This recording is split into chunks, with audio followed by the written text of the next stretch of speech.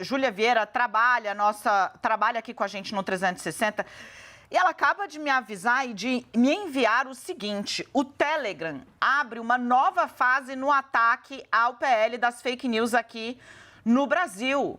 Não é assim, é um ataque frontal e usando a sua estrutura, porque ela recebeu a mensagem do Telegram. Essa mensagem que você vai ver aí na sua tela logo mais, Edu. Ela enviou um link. Aí, gente, olha isso.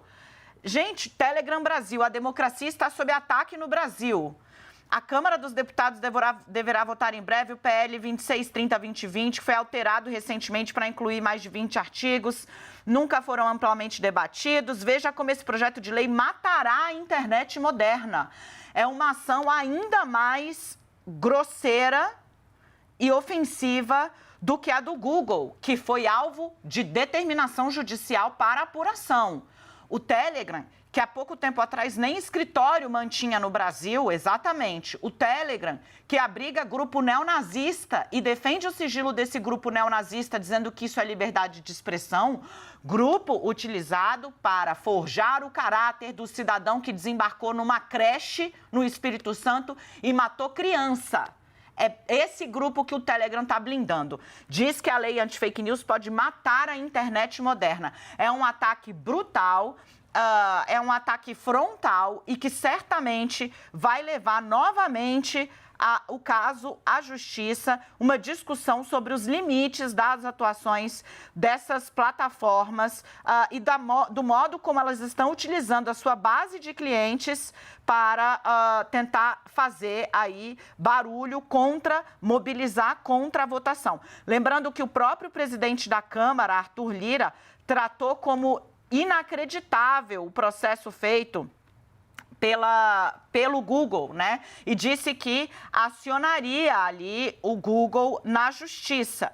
Detalhe, né? Detalhe, ele ainda, a gente não sabe se já o fez, mas agora tem material para fazer também contra o Telegram. Vem todo mundo para cá, eu nunca tinha visto isso, é uma ação muito forte.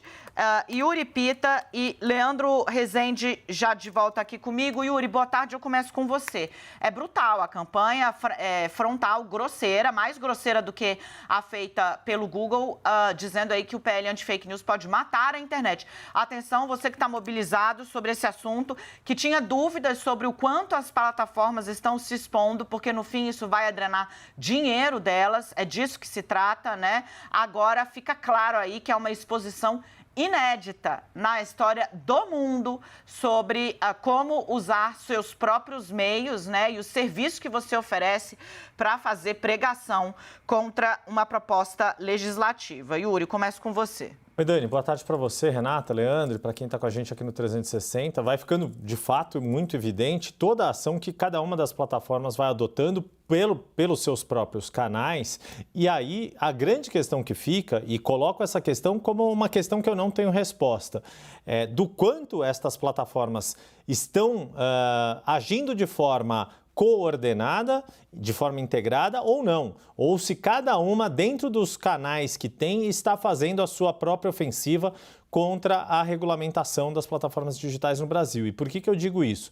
Porque havia uma preocupação desde aquela reunião de semanas atrás que uma série de representantes das diversas plataformas tiveram com o Ministério da Justiça e Segurança Pública, com participação do próprio titular da pasta, do ministro Flávio Dino, em que a representante do Twitter, que era uma profissional que não fica baseada no Brasil, que não estava totalmente a par da situação de discussão dessa questão no Brasil, fez colocações que foram mal vistas, inclusive pelas próprias plataformas, mas diante do que aconteceu desde a semana passada, com a perspectiva do projeto ter ido a plenário, acabou sendo retirado por uma questão de margem de segurança muito restrita em relação a ter ou não os votos para a sua aprovação. Muita gente acha que havia sim uma maioria, mas uma maioria pequena e que seria arriscado colocar em votação naquela circunstância, e por isso Orlando Silva pediu a retirada, ele que é o relator do projeto, e Arthur Lira, presidente da Câmara, concordou. A questão é essa: o quanto plataformas que tentavam se diferenciar dessas empresas que agem de forma mais dura ou de forma mais libertina e não liberal, como o Telegram, como o Twitter, o quanto essas outras plataformas querem estar de fato associadas ou se vão adotar outros canais para fazer a contestação, a discussão do projeto lá na Câmara. Lembrando que Orlando Silva ganhou algumas semanas, pelo menos 2 semanas ou até 3, em função do adiamento da semana passada. Essa semana é sabido, Arthur Lira está fora do Brasil, nada vai ser votado de mais relevante na Câmara e semana que vem deve ser já dedicada à nova regra fiscal. Então, Orlando Silva teria um prazo mais amplo para tentar arrefecer um pouco os ânimos e conseguir mapear se as plataformas estão de fato dispostas a ter uma discussão legítima sobre o assunto ou se vão jogar no tudo ou nada e aí ficando todas na mesma melese. Uma coisa é Twitter, Telegram, essas outras redes, Discord, por aí vai. Discord que nem sequer seria atingido pela regulamentação do jeito que está colocado no canal. E outras plataformas que estão mais estruturadas e têm uma história no Brasil, como Google, Meta e por aí vai. Ô, gente, o Telegram já virou um dos assuntos mais falados no Brasil. É preciso entender uma coisa, né? Que eles estão usando a plataforma para disseminar desinformação. É bizarro, gente, não tem outra forma de tratar isso. Para defender os próprios interesses, essa que é uma plataforma que se tornou refúgio de criminosos. Infelizmente, quem diz isso é a Polícia Federal. O Ministério da Justiça, o Nakagawa, nos lembrou aqui, né, como, né, o ministro da Justiça, Flávio Dino, né, culpou publicamente o Telegram porque a Senacom solicita informações sobre os ataques a escolas, né? E pede que esses perfis sejam identificados. O Telegram diz que recebe e simplesmente não ignora, não responde à solicitação do governo. Eles, até pouco tempo, eles não respondiam à determinação judicial. Plataforma não é uma entidade que só responde a Jesus Cristo, gente. Não é. Responde à justiça, quer operar no Brasil, vai ter de se voltar ao que diz a lei. É uma ofensiva inédita e muito grosseira. Leandro Rezende, né, trazendo ali desinformação, infelizmente.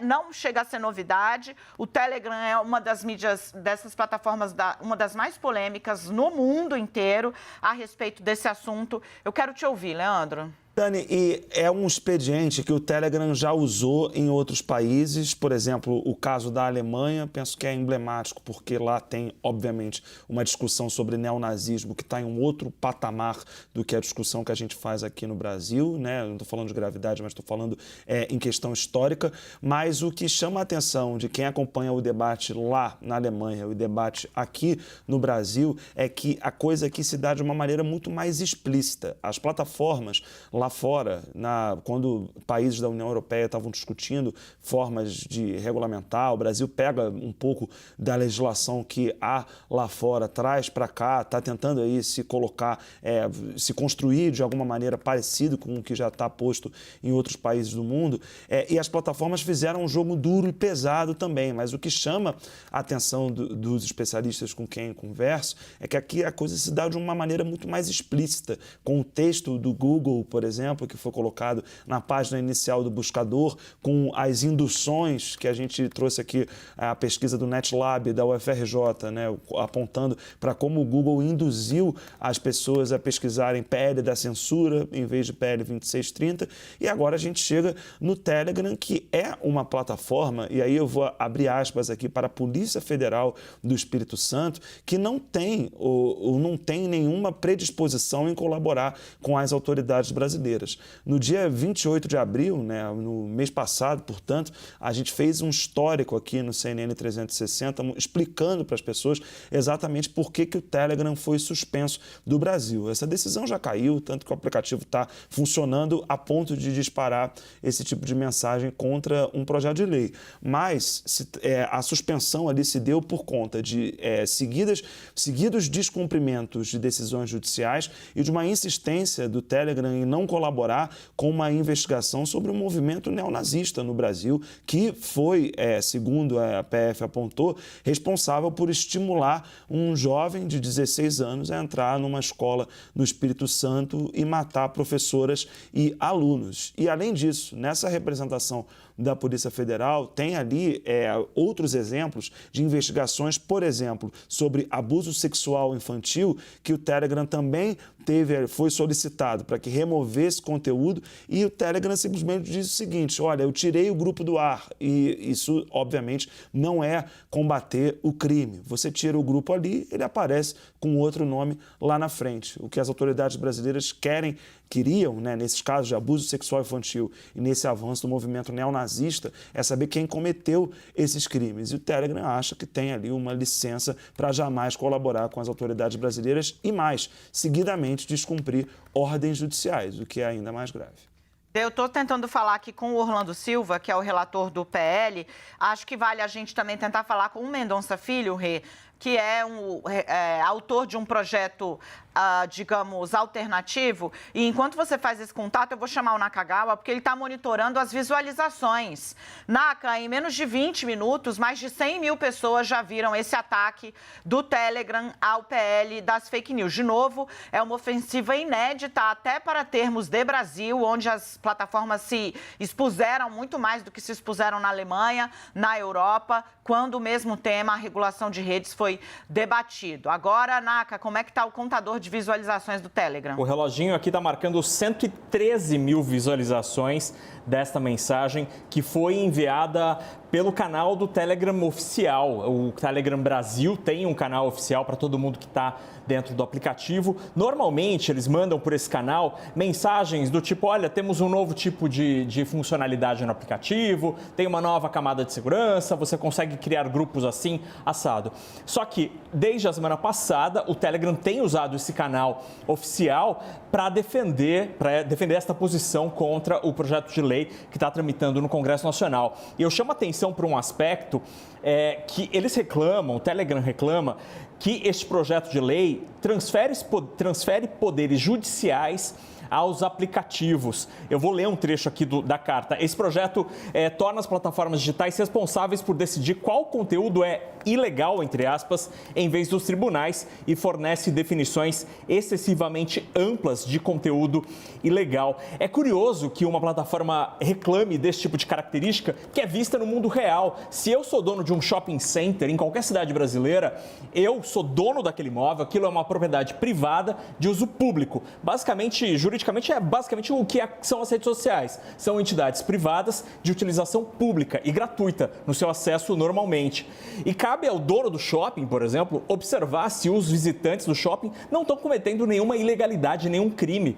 É por isso que tem, por exemplo, um corpo de segurança nos empreendimentos desse tipo. Por que as redes sociais não podem fazer o mesmo papel? Não, é inaceitável. Então, elas precisam ter responsabilidade. E é isso que o projeto de lei cria, porque elas não têm responsabilidade alguma, basicamente, do ponto de vista legal, jurídico aqui no Brasil. E ganham muito dinheiro com discurso Sem de contar, ódio. né, Eu fico, assim, chocada, né? Semana passada, quando a gente trouxe aqui esse debate, eu fui inundada de fake news. Impressionante.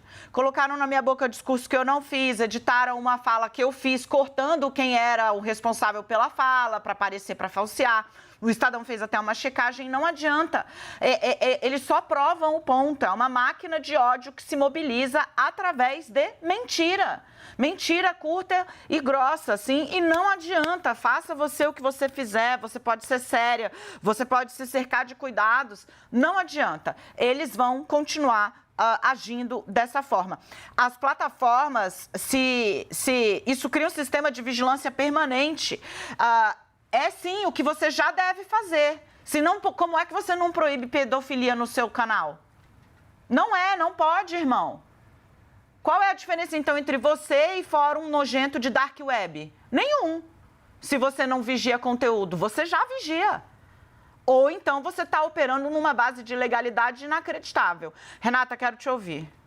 Não, exato. Era mesmo, eu ia trazer mesmo esse ponto do cria um sistema de vigilância permanente.